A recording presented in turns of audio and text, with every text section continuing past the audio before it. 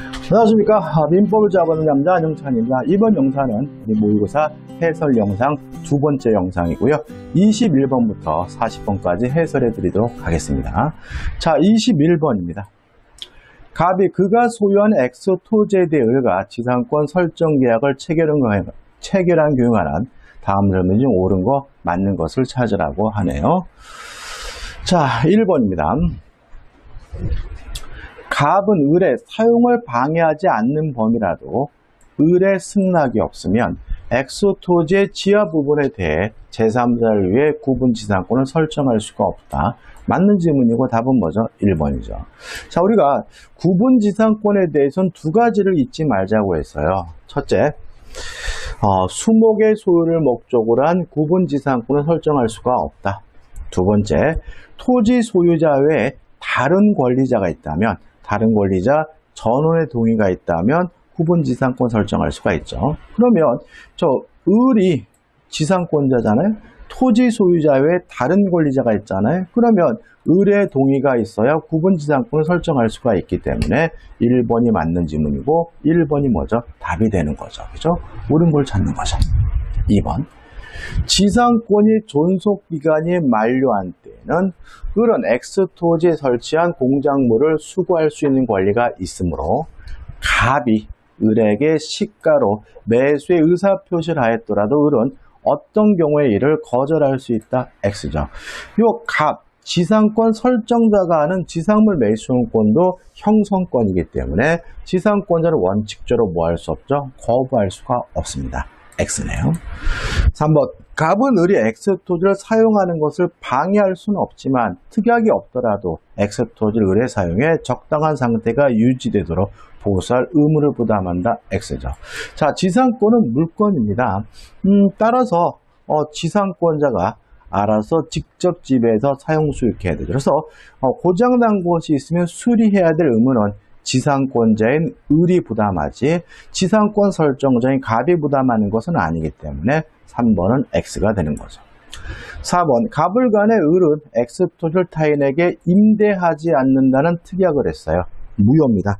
왜냐하면 지상권은 자유롭게 양도, 임대, 담보 설정할 수 있고 강행기종이기 때문에 특약으로도 뭐 할 수 없어요? 폐지할 수 없어요. 따라서 이 특약은 무효니까 여전히 을은 자유롭게 임대할 수가 있는 거거든요. 따라서 을이 갑의 승낙 없이 제3자 병에게 임대하는 거 가능해요. 적법해요. 따라서 병에게 임대하고 인도했다면 갑은 병에게 X토지 명도를 청구할 수 있다는 질문은 X가 되는 거죠. 그 다음 또 5번. 지상권 자유롭게 저당권과 같은 담보를 설정할 수 있고요. 이러한 저당권과 같은 담보를 설정하기 위해서 지상권 설정자로부터 동의를 받을 필요는 없거든요. 5번. 우리 갑의 승낙 없이 제3자 병을 위해 지상권을 목적으로 한 저당권을 설정하고 등기를 했다면 정당합니다. 왜? 승낙받을 필요 없으니까요. 따라서 갑은 원칙적으로 병에 대해 등기 말소 등기를 청구할 수 있다는 질문은 X가 됩니다. 자, 옳은 것은 1번입니다. 22번입니다. 다음 중 유치권을 행사할 수 있는 경우는 자, 일단 1번인데 유익비는 목적물에 관해 생긴 채권이니까 유치권 행사할 수가 있어요. 근데 문제는 유치권이 성립되려면 반드시 변제기가 도래해야 되거든요. 따라서 임차인이 임차물의 보존을 위하여 지출한 유익비에 대하여 법원이 임대인의 청구에 하여 상당한 상환기간을 허용했다면 아직 변제기가 도래하지 않았기 때문에 유치권이 성립되지는 않습니다. 2번. 자, 유치권자는 반드시 점유해야 되는데요. 그 점유는 적법한 점유여야 합니다. 위법한 점유인 경우에 유치권이 성립되지 않거든요. 따라서 2번. 임대인이 임대차 계약을 해지했어요. 그러면 임차인이 계속 그 건물을 점유하고 있다면 임차인의 점유는 더 이상 적법한 점유가 아닙니다. 따라서 유익비를 지출하더라도 적법한 점유가 아니기 때문에 유치권 행사할 수가 없는 거죠. 3번. 자, 지상권과 마찬가지로 전세권자는 스스로 알아서 사용 수익해야 돼요. 고장난 곳이 있다면 스스로 고쳐야 되거든요. 따라서 지상권자, 전세권자는 필요비 상환을 청구할 수가 없습니다. 그럼 필요비 상환을 청구할 수 없으니까 전세권자가 목적물을 보존하기 위해 필요비를 지출한 경우 청구할 수도 없고 유치권이 성립될 수가 없겠죠.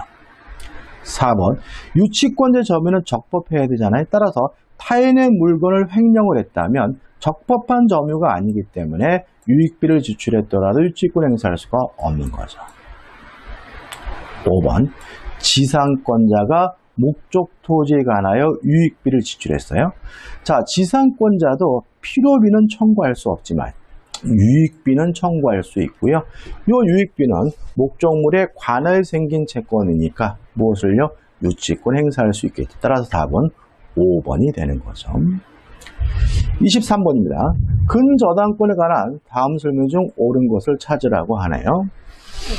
일단 답은 5번이죠. 자, 저당권이죠. 저당권에 의하여 담보되는 채권은 종류에 제한이 없어요. 꼭 금전 채권일 필요가 없거든요. 따라서 금전 채권이 아니더라도 저당권에 의하여 담보가 될 수가 있기 때문에 5번, 특정물 인도 청구권, 금전 채권이 아닌 거죠. 특정물 인도 청구권을 담보하는 저당권 설정 계약도 가능하다. 맞는 지문이고 답은 5번이죠. 은근히 잘 틀립니다. 나머지 것들. 자, 근저당권이 실행되려면 채권이 확정되어야 되고요. 부동산의 감정비용은 대표적인 부동산 실행비용이고요. 저당권에 의하여 담보가 되고요. 3번, 담보 부동산은 저당권자가 점유하지 않습니다. 저당권자가 점유하지 않는다는 말은 저당권자가, 채권자가 보존 비용을 지출할 이유도 없는 것이고, 따라서 보존 비용은 채권의 범위에 포함될 수가 없는 거죠. 4번, 자, 지연 배상금이 1년분이죠. 근데 이자는 무제한이거든요. 따라서 저당권 효력이 미치는 이자의 범위는 만기된 후에 인전분해 한다. X죠. 지연 배상금은 1년분의 하나의 담보가 되고 이자는 무제한, 기간에 제한이 없는 거죠. 옳은 것은 5번입니다. 24번입니다. 타인의 채무를 담보하기 위하여 저당권을 설정한 부동산 소유자로부터 소유권을 양수한 제3자의 지위에 관한 다음 설명 중 옳은 거죠. 자, 여기서 이 제3자를 우리가 제3취득자라고 합니다. 일단 제3취득자는 채무자가 반대하더라도 채무를 변제하고 저당권의 말소를 청구하는 것이 가능하기 때문에 채무자의 의사에 반해서는 저당 채무를 변제할 수 없다는 지문은 X가 되는 거죠. 근데 이때 조심할 것은 두 가지인데, 첫째는 변제기가 도래해야 갚을 수가 있고요. 또 담보되는 범위 내에서만 갚으면 되거든요. 3번, 채권의 변제기에 상관없이 저당 채무를 변제하여 저당권 소멸을 청구할 수 있다는 지문도 X가 되는 거죠. 그 다음에 돈을 못 갚았어요. 그러면 제3취득자는 경락을 받는 것이 가능하다. 경면이 될 수가 있기 때문에 1번도 뭐죠? X가 되는 거죠. 그 다음에 경락도 받지 못했어요. 그러면 결과적으로 쫓겨나게 되는데 필요비 유익비에 대해서 제3취득자는 우선 상환을 받을 수가 있거든요. 따라서 유익비를 지출한 경우에 저당 부동산의 경매 대가에서 우선 상환받을 수 없다. X죠. 그럼 결과적으로 답은 뭐죠? 4번입니다. 자, 제3취득자가 채무를 변제했다면 남의 빚을 대신 갚은 것이니까 채무자가 뭐 할 수 있겠습니까? 구상할 수가 있겠죠. 따라서 옳은 것은 4번. 저당 채무를 변제한 때에는 보증 채무에 관한 규정에 의하여 채무자에 대한 구상권이 있다. 맞는 지문이고 답은 4번이 됩니다. 25번입니다. 근저당권에 관한 다음 설명 중 틀린 것을 찾으러 갑니다. 1번. 근저당권은 피담보 채권이 확정되기 이전이라도 채무의 범위나 채무자 변경할 수 있습니다. 또 은근히 흔하게 벌어지는 일이죠. 그 다음에 근저당권의 특징은 불특정, 불확정, 미래 채권을 담보하는 거거든요. 근데 만약에 그 채권이 경매 신청으로 인해서 확정이 됐다면 일반 저당권으로 전환이 됩니다. 2번. 근저당권자가 피담보 채무의 불이행 의로 경매를 신청했어요. 그러면 채권이 확정되죠. 경매 신청 시에 근저당권의 피담보채권이 확정되고 그러면 일반 저당권으로 전환되죠. 그 이후부터 근저당권은 부종성을 갖게 되어 보통의 저당권과 같은 취급을 받게 된다. O 맞는 질문이죠. 자, 실제 갚아야 될 돈이 채권 최고액을 초과해요. 자, 만약에 돈을 갚으려고 하는 사람이 제3취득자나 물상보증인이라면 채권 최고액 범위 내에서만 갚으면 돼요. 그렇지만 채무자가 갚으려고 한다면 초과되는 실제 채무액 전액을 다 갚아야지만 근저당권의 말소를 청구하는 것이 가능하기 때문에 3번.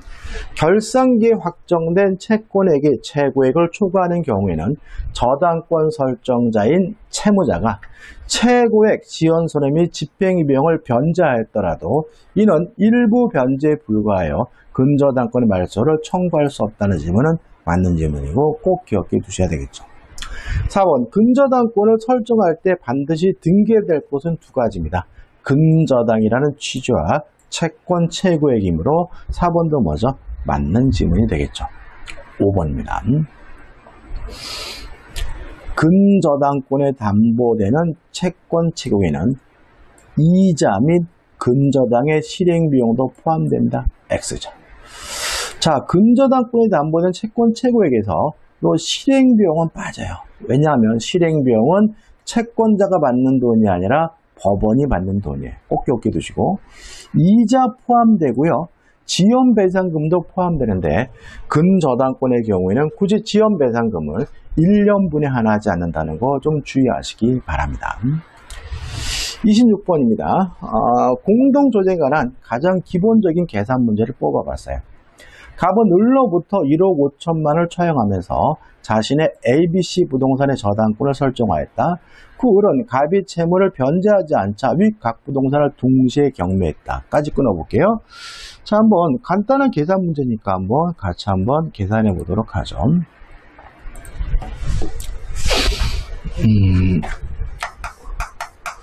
을이 갑에게 빌려준 돈은 얼마냐면 1억 5천이죠. 자, 1억 5천을 담보하기 위해서 A 부동산, B 부동산, C 부동산 세 개의 부동산에다가 저당권을 설정했고요. 이것을 우리가 뭐죠? 공동저당이라고 합니다. 계속 보시면 자, 위 부동산의 경락대금에서 각 9천만 원, 6천만 원, 3천만 원이었다까지 끊어볼게요. 자, 그러면 지금 A에서 얼마가 나왔습니까? 9천만 원이, B에 대해서 얼마가 나왔죠? 6천만 원이, C에 대해서 얼마가 나왔습니까? 3천만 원이 나왔죠? 그 다음에 이제 문제가 뭘 물어보냐면, 을이 B 부동산에서 변제받게 되는 금액은 얼마냐 물어봤어요. 자, 그러면 여기서 A, B, C를 동시에 경매했으니까 동시배당이고요. 동시배당은 분담액이 어떻게 결정이 되냐면 가액의 비율에 따라서 분담액이 결정됩니다. 따라서 9천만 대 6천만 대 3천만이고 계산한 방법은 더해서 밑에 깝니다. 9 더하기 6 더하기 3은 18이니까 B에서는 18분의 6이죠. 그 약분하면 3, 6, 18이니까 3분의 1입니다. 1억 5천에 3분의 1이니까 B는 3분의 1 얼마를 B에서는 얼마를 받게 됩니까? 5천만 원을 받게 되는 거죠. 따라서 26번 보시면 26번 보시면 3번 5천만 원이 답이 되는 거죠. 간단한 문제입니다. 그래서 이 공동저당에 대해서 보통 계산 문제가 출제가 되면 가장 쉽게 나오는 것은 동시배당 시 가액의 비율에 따라서 분담액이 결정된다는 것을 주로 내니까 이 정도는 꼭 확실하게 알아두시기 바랍니다. 27번이죠. 계약의 성립에 관한 다음 설명 중 틀린 것은? 일단 답부터 보면 4번이 답이죠. 청약에서 청약자와 그 상대방이 있어요. 자, 청약의 상대방은 불특정 자수라도 상관이 없지만 청약자는 특정한 사람이어야 돼요. 그렇지만 특정한 사람이어야만 하면 충분하고 그 사람이 누구인지 명시될 필요는 없기 때문에 청약자는 반드시 명시되어야 한다. X고 답은 4번인 거죠. 자, 커피 자판기를 설치하는 것도 일종의 청약인데 그 커피 자판기에다가 누가 설치했는지 그 이름이 명시될 필요는 없다는 거 생각해 보시면 쉽게 이해될 거고요. 답은 4번입니다. 1번 조건을 붙여서 승낙했다면 새로운 청약이고요. 그 다음에 격지자 간의 계약의 성립 시기는 승낙의 통지를 발송한 때거든요. 근데 계약이 성립되려면 승낙 기간 내에 도달해야 되기 때문에 일단 승낙의 통지를 발송했을 때 계약이 성립되지만 승낙 기간 내에 도달하지 못했다면 성립했던 계약의 효과가 없어진다라는 해제 조건을 취하는 것이 통솔이고 판례 입장이니까 2번은 맞는 질문이죠. 3번 청약의 상대방이 승낙할지 말지는 지 마음이고요. 5번 똑같은 내용의 청약이 교차가 됐다면 양 청약이 모두 도달됐을 때 계약이 성립되니까 5번도 맞는 질문인 거죠. 28번입니다. 동시 이해 항변권에 관한 다음 설명 중 틀린 것은이죠. 일단 1번을 암기하시는 게 좋습니다. 동시 이해 항변권이 붙은 채권을 자동 채권으로 상계할 수 없다. 이거만 해야 되겠죠. 암기해 두시는 게 좋고 일단 2번이 답이에요. 자, 이건 이런 얘기죠. 자, 개념입니다. 동시 이해 항변권이라는 건 뭐냐면 네가 안 하면 나도 못하겠다라고 거부할 수 있는 권리가 동시 이해 항변권이거든요. 따라서 이행을 하면 상대방의 동시 이해 항변권이 소멸이 돼요. 자, 경계가 이행인가요? 이행이죠. 자, 경계라는 것은 뭐냐면 계약의 종류를 바꿔서 하는 이행이에요. 이행 중에 하나인데 어떻게 이행하는 거냐면 계약의 종류를 바꿔서 하는 이행인 거죠. 근데 이행이니까 동시 항변권을 소멸시키겠죠. 2번 동시 항변권은 경계에 의하여 소멸하지 않는다는 질문은 X고 주의하셔야 되겠죠. 3번 당연한 얘기고 4번 쌍방의 채무가 변제기에 있어야 되고 5번 동시 이해 항변권이 행사되더라도 소멸시효는 정상적으로 진행되니까 5번은 맞는 질문이 되겠죠. 29번입니다. 다음 중 원칙적으로 위험부담의 문제가 생길 수 없는 거죠. 자, 위험부담이라는 것은 쌍무계약에서 문제가 돼요. 무슨 계약이에요? 쌍무계약. 그러면 위험부담 문제가 생길 수 없는 것은 편무계약, 무상인 계약을 찾으면 되겠죠? 보이시나요? 5번. 그죠? 자, 위험부담은 쌍무계약에서 문제가 된다. 따라서 편무계약에서는 문제되지 않으므로 답은 뭐죠? 증여가 되는 거죠. 30번입니다. 금전 소비대차의 계약에 기하여 병에게 1억 원을 지급해야 하는 갑은 자기 소유 대지를 1억 원에 매수한 을과 합의하여 을이 그 대금을 병에게 지급하기로 하였다죠. 자, 그럼 여기서 갑을 우리가 요역자라고 하고 을을 우리가 낙역자라고 하고 병을 우리가 수익자라고 하는 제3자를 위한 계약이고요. 옳은 곳을 찾으라고 하는 거죠. 자, 일단 제3자를 위한 계약이 성립돼서 병이 갑에게 직접 1억 원을 달라 병이 갑이 아니라 을에게 직접 1억 원을 달라고 이행을 청구하려면 병은 수익의 의사표시를 해야 돼요. 따라서 1번 갑이 합의 내용을 병에게 통지하면 병은 을에 대하여 매매대금 지급 채권을 취득한 X죠. 통지한 것으로는 부족하고요. 병이 수익의 의사표시를 해야 되므로 1번은 뭐죠? X가 되는 거죠. 2번 갑과 병사의 계약이죠. 자, 우리가 이 갑과 병사의 계약을 뭐라 그러냐면 대가관계라고 하고요. 이 대가관계는 수익관계에 아무런 영향을 미치지 않아요. 따라서 갑과 병사의 계약이 무효라 하더라도 을은 계약들의 병에게 이행을 해야 되거든요. 따라서 을은 갑과 병사의 계약이 무효라는 것을 알더라도 병의 지급 요구를 거절할 수 없다. 이행해야 한다. 맞는 지문인 거죠. 아주 중요합니다. 자, 갑과 병을 우리가 대가관계라고 하고 이 대가관계는 수익관계에 아무런 영향을 미치지 않습니다. 따라서 갑과 병 간의 대가관계가 무효라 하더라도 을은 정상적으로 이행을 해야 되므로 2번이 맞는 질문이 되겠죠. 3번 자, 병은 계약의 당사자는 아니지만 이행을 청구하거나 손해배상을 청구할 수는 있어요. 누구에게? 을에게. 그렇지만 병은 계약의 당사자가 아니기 때문에 병 스스로가 그 매매 계약을 해지하거나 병 스스로가 그 매매 계약을 취소할 수는 없는 거죠. 따라서 을이 병에게 매매 대금을 지급하지 않으면 병은 매매 계약을 해지할 수 있다. X가 되는 거죠. 4번. 자, 병은 보호의 대상으로서 제3자가 아닙니다. 따라서 취소가 되거나 무효가 되거나 해제가 됐을 때 병은 제3자로서 보호받지 못합니다. 병의 권리가 확정된 후에도 갑이 착오를 이유로 매매 계약을 취소할 수 있고요. 또 취소를 가지고 병이 선이라 하더라도 병은 보호받지 못한다는 거 잊지 마시기 바랍니다. 5번. 을의 병에 대한 대금 지급 채무 불이행으로 갑의 매매 계약을 해제하려고 해제할 수 있고요. 이 병은 보호받지 못합니다. 물론 병으로부터 동의를 얻을 필요가 없기 때문에 5번도 뭐가 돼요? X가 되는 거죠. 이 문제 답은 2번입니다. 31번입니다. 계약의 법정해제에 관한 설명 중 틀린 것을 찾으라고 하네요. 일단 답은 2번이죠. 계약 당사자 일방의 채무가 그의 책임 있는 사유로 이행이 불가능하게 됐어요. 자, 이행이 불가능하게 된 경우 이행불능이니까 최고 없이 바로 계약을 해지할 수 있거든요. 따라서 상대방에게 상당한 기간을 정하여 최고하여야 한다는 질문은 X가 되는 거죠. 자, 정리해 볼까요? 자, 최고를 해야 되는 거, 해지하기 위해 최고를 해야 되는 경우, 첫째, 이행지체죠. 이행지체. 그 다음에 채권자의 수령지체, 이것도 뭘 해야 돼요? 최고를 해야 되고요. 그 다음에 불안정 이행 중에서도 추완이 가능한 경우도 최고를 해야 됩니다.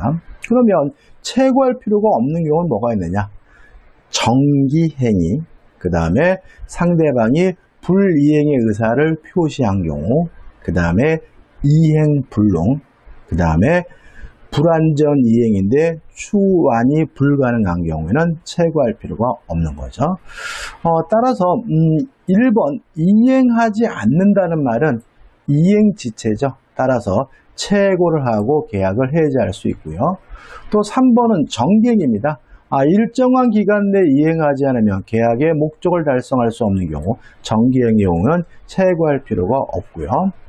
4번 해제하고 나서 별도로 손해배상을 청구하는 거 가능하고, 그 다음에 5번 주된 채무가 아닌 부수적 채무의 불이행이 있는 경우는 계약을 해지할 수 없다는 것도 맞는 질문이 되는 거죠. 32번입니다. 갑이 그 소유토지 을에게 매도하는 경우에 법률관계에 관한 다음 설명 중 옳지 않은 거, 틀린 것을 찾으라고 하네요. 자, 일단 과실수취권 문제인데 인도하기 전이면 매도인에게 과실수취권이 있고요. 인도 후에는 매수인에게 과실수취권이 있습니다. 등기를 기준으로 하지 않고 인도를 기준으로 해요. 따라서 을이 갑으로부터 토지를 인도받아 점유 사용했다면 매수인 을에게 뭐가 있습니까? 과실수취권이 있으니까 그의 명의로 소유권 이전 등기를 격려받지 않았더라도 그 토지의 사용이익을 부당이득이라 할 수 없다는 질문은 맞는 질문이고, 등기를 기준으로 하는 것이 아니라 인도를 기준으로 한다는 거 주의하시기 바랍니다. 그 다음에 2번 인도하지 않았어요. 그러면 매도인인 갑이 과실을 수취하는 대신 이자를 받을 수가 없기 때문에 인도하지 않는 한 을은 대금 징업 의무 이행지치를 이유로 매매대금 이자 상대액을 손해배상으로 청구할 수 없다는 질문은 맞는 질문이 되는 거죠. 3번 을이 토지에 대한 소유권 이전 등기를 격려받았어요. 그래도 인도받지 않았다면 과실수취권이 없는 거고요. 또 만약에 인도받지 않았더라도 매매대금을 완납했다면 매수인에게 과실수취권이 인정되는데 매매대금을 완납하지도 않았다요. 그러면 을에게는 과실수취권이 없기 때문에 3번이 X고 3번이 답인 거죠. 인도를 받든지 아니면 대금직을 완납해야 비로소 매수인은 과실을 수취하게 된다는 거 잊지 마시기 바랍니다. 그 다음에 4번 그 내용이죠. 그죠? 5번도 한번 보시기 바랍니다. 33번입니다. 갑은 을로부터 토지 500평을 매수하였는데 그 중 100평이 을의 소유가 아니에요. 그러면 일부 타인의 권리죠. 일부 타인의 권리인 경우에 갑 매수인이 매도인 을에게 주장할 수 있는 권리인데, 자, 일단 여기서 우리가 좀 항상 조심할 것은 뭐냐면 담보 책임에서 악의의 매수인이 할 수 있는 거 꼭 기억해 두셔야 되거든요. 첫째, 전부 타인의 권리인 경우에 악의의 매수인도 해제를 할 수가 있습니다. 두 번째, 일부 타인의 권리인 경우에 악의의 매수인도 대금 감액을 청구할 수가 있습니다. 세 번째, 저당권 전세권의 실행으로 매수인이 권리를 취득할 수 없거나 상실하는 경우에 악의의 매수인도 해제할 수도 있고 손해배상도 청구할 수 있거든요. 그러면 일부 타인의 권리인 경우에는 악의의 매수인도 대금 감액을 청구하는 것이 가능하기 때문에 5번이 답이 되는 거죠. 5번. 100평의 토지가 을의 소유가 아님을 갑이 알고 있었을 때에는 대금 감액을 청구할 수 없다. X고요. 답은 5번인 거죠. 1번. 선이면 다 할 수 있겠죠. 감액 청구도 할 수 있고 해제도 할 수 있고 손해배상도 청구할 수 있고요. 제척기간은 선이라면 안날로부터 1년이니까 2번도 맞는 질문이고 3번. 이 1년은 제척기간 소멸시효가 아니고요. 4번. 400평의 토지만으로 갑이 이를 매수하지 않았을 것이라는 사정. 다시 말하면 잔존 부분만으로는 매수하지 않았을 것이라는 특별한 사정이 있는 경우에는 계약 정보를 해제하는 것도 가능합니다. 답은 5번이죠. 34번입니다. 갑은 2000년 3월 15일 을에게 토지를 기간의 약정 없이 임대하였다. 이 사안에 관한 설명 중 옳은 것을 찾네요. 자, 토지니까 기간의 약정이 없다면 채당 기간이 보장되지 않죠. 따라서 언제든지 자유롭게 해지 통지할 수 있고요. 임대인이 하면 6월, 임차인이 하면 1월 지나면 임차권이 소멸이 되기 때문에 3번. 을이 임차인이 해지 통고를 한 경우 갑이 수령한 날로부터 1월이 지나면 계약이 종료된다는 질문은 5 맞는 질문이죠. 4번입니다. 자, 임대차에 관한 민법 규정은 편면적 강행 규정입니다. 특약으로서 배제할 수 없고요. 그 특약이 임차인에게 특별히 불리하다면 무효거든요. 따라서 일개 차임 연체만으로 계약을 해지할 수 없도록 약정을 했다면 이 약정 자체가 무효예요. 따라서 이 약정에도 불구하고 2개 차임을 지급하지 않았다는 이유로 계약을 해제해야 되므로 4번도 뭐죠? 4번은 X가 되는 거죠. 그 다음에 토지이기 때문에 등기하지 않는 한 임차권에게 뭐 할 수 없습니까? 대항력이 없는 거죠. 따라서 5번.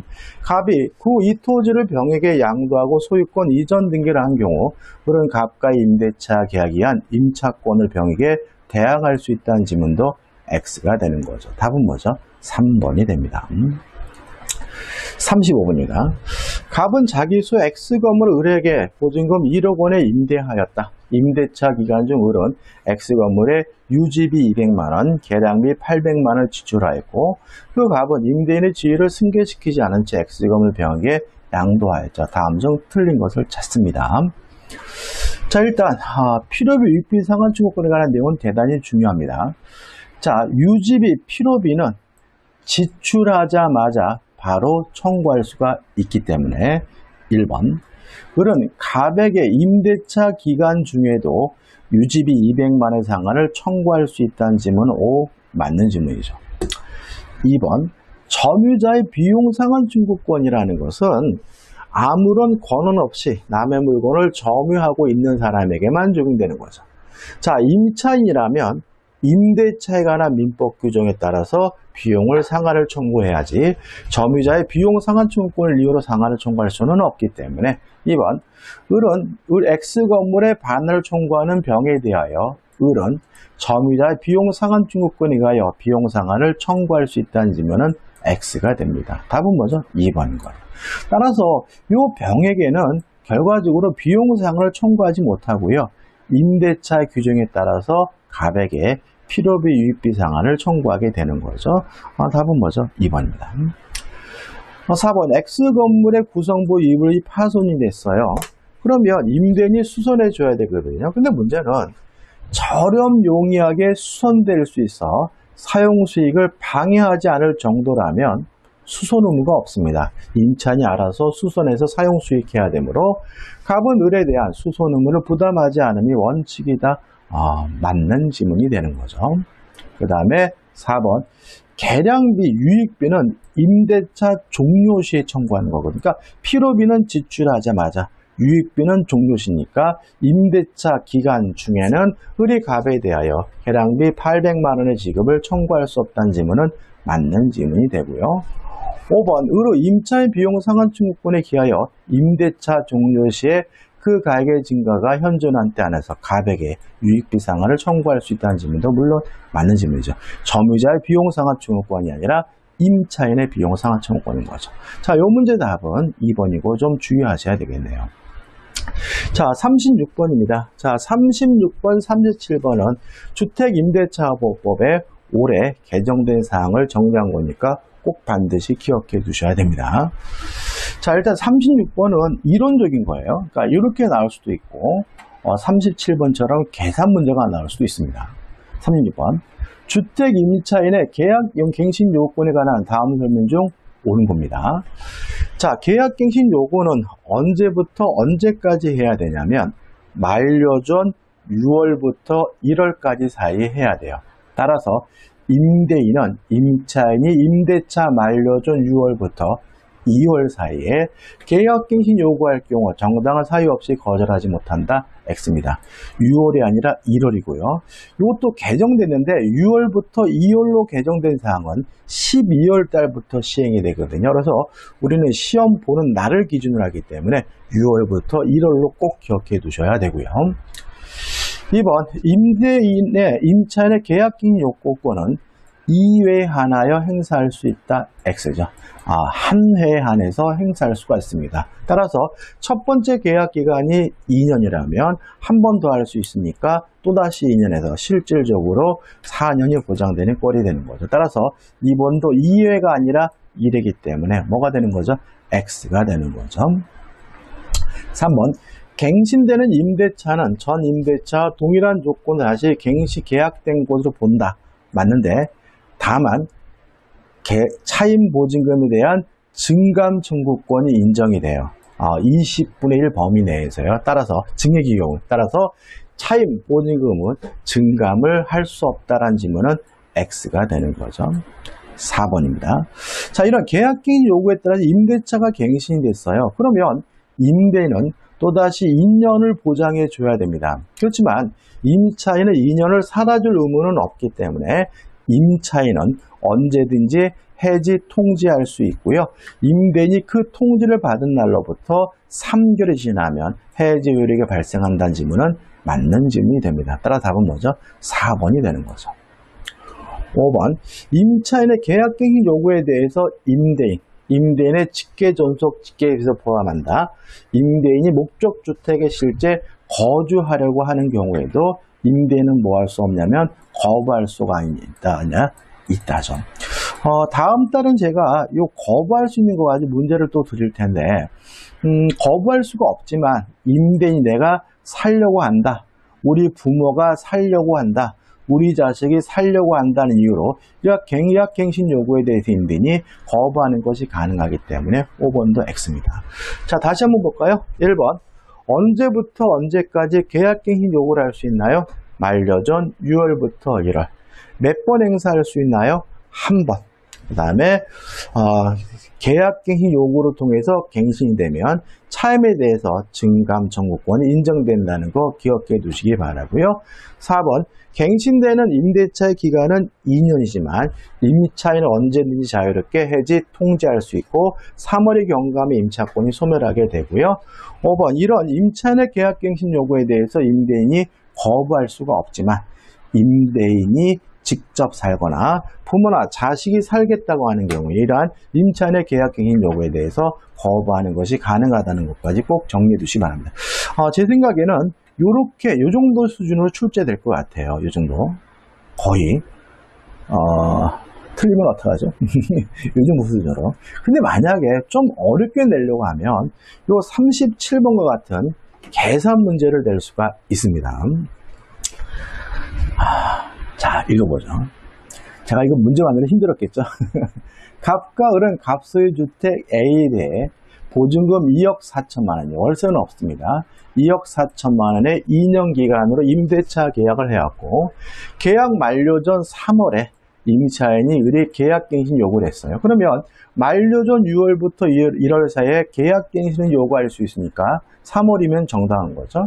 그런데 갑이 거부할 수가 없는데 갑이 뭐라 했냐면 갑은 자신의 부모가 거주하기로 했다는 사유로 계약갱신 요구를 거부했어요. 정당하죠. 따라서 임차인은 다른 주택을 이사를 했은 거죠. 근데 문제는 6개월이 지난 후에 알아보니까 이 A주택에 거주하는 사람은 갑의 부모가 아니라 새로운 임차인 병이에요. 이렇게 새로운 임차인 병에게 임대를 한 경우에는 이 임차인은 손해배상을 청구할 수가 있습니다.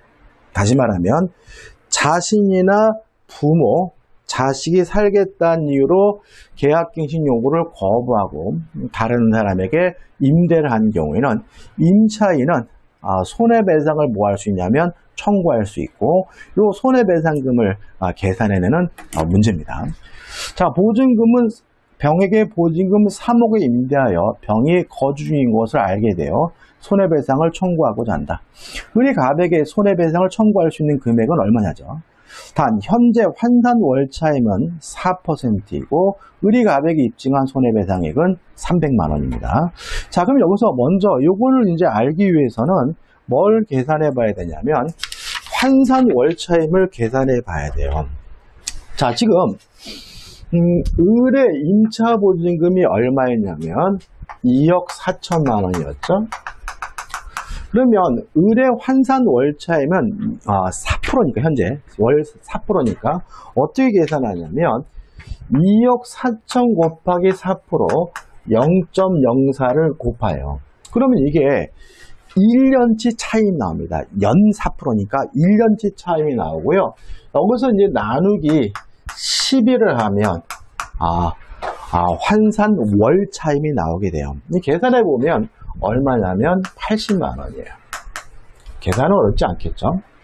그 다음에 요 손해배상을 계산하려면 병의 새로운 임차인 병의 환산 월차임도 계산해 봐야 되는데 병의 임차 보증금이 얼마죠? 3억이죠.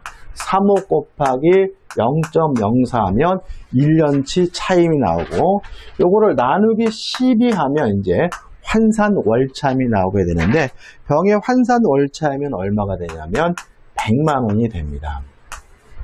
100만 원. 제가 왜 2억 4천이 3억을 했는지 아시겠죠? 소수점까지 떨어지지 않아야 되기 때문에요. 자, 이거 가지고 생각해 보죠. 자, 이럴 때 손해배상액은 어떻게 청구하냐면 첫째, 환산 월차임의 3개월치 곱하기 3. 그 다음에 두 번째는 뭐냐면 신규 임차인의 여기서 누구죠? 병이죠.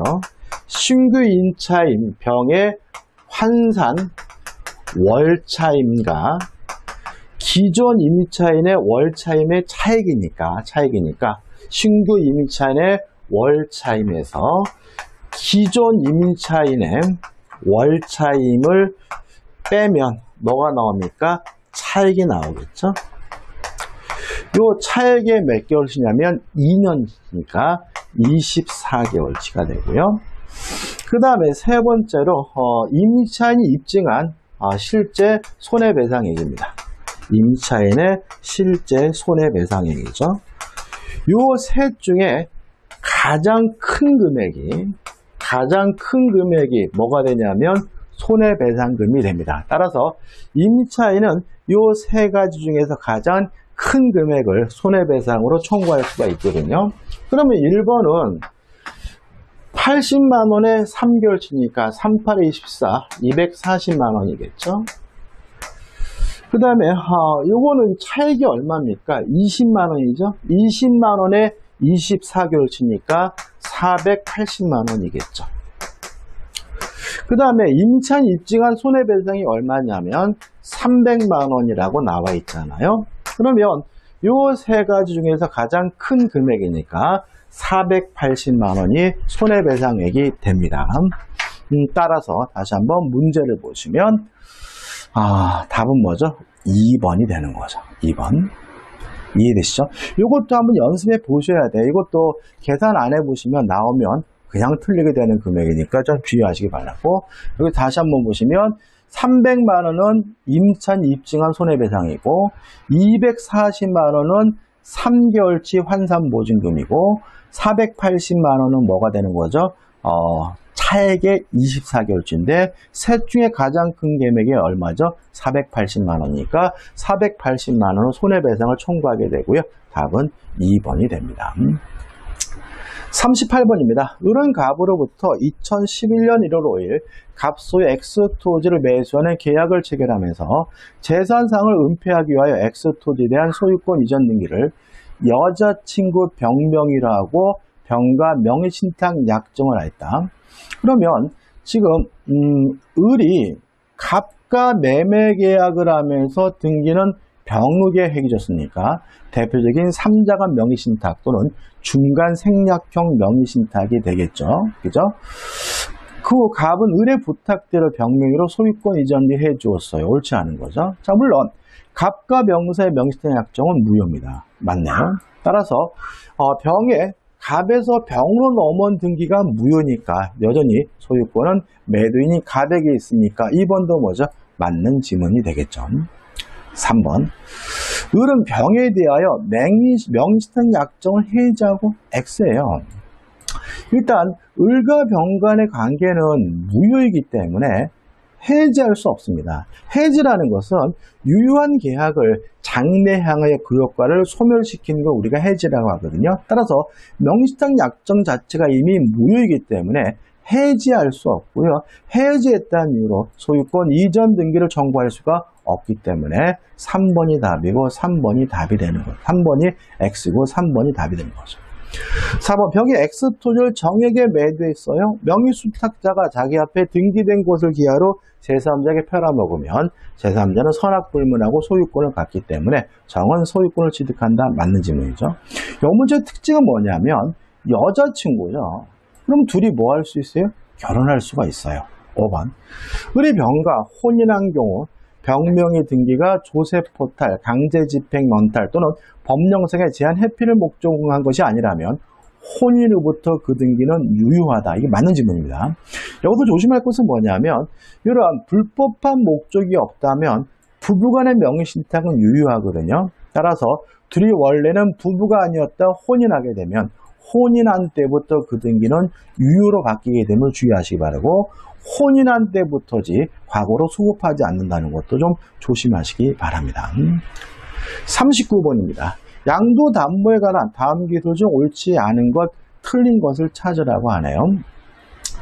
자, 일단 답은 2번입니다. 어렵지 않습니다. 자, 양도담보권자가 자기가 등기 명의인 것을 기하로 제3자에게 팔아먹으면 제3자는 선이 여자지만 권리를 취득할 수 있다는 것이 우리 판례 입장이에요. 따라서 양도담보 목적물임을 알고 채권자로부터 이를 매수한 자는 보호받지 못합니다. 따라서 유효하게 소유권을 취득한다는 지문은 X죠. 다시 말하면 양도담보권자가 팔아먹은 경우에 제3자가 적법한 권리를 취득하기 위해서는 선이 이어야 한다는 거 꼭 기억해 두시기 바랍니다. 40번입니다. 다음은 집합 건물에 대한 구분 소유자의 의무 위반의 효과를 설명한 것이다. 틀린 것을 찾습니다. 자, 1번이 답인데 일단 공동의 이익에 반할 염려가 있는 행위래요. 그러면 그 하지를 말라고 행위의 정지 등을 청구할 수 있는데 누가 청구하는 거냐면 관리인 또는 집회결의로 지정된 구분 소유자가 합니다.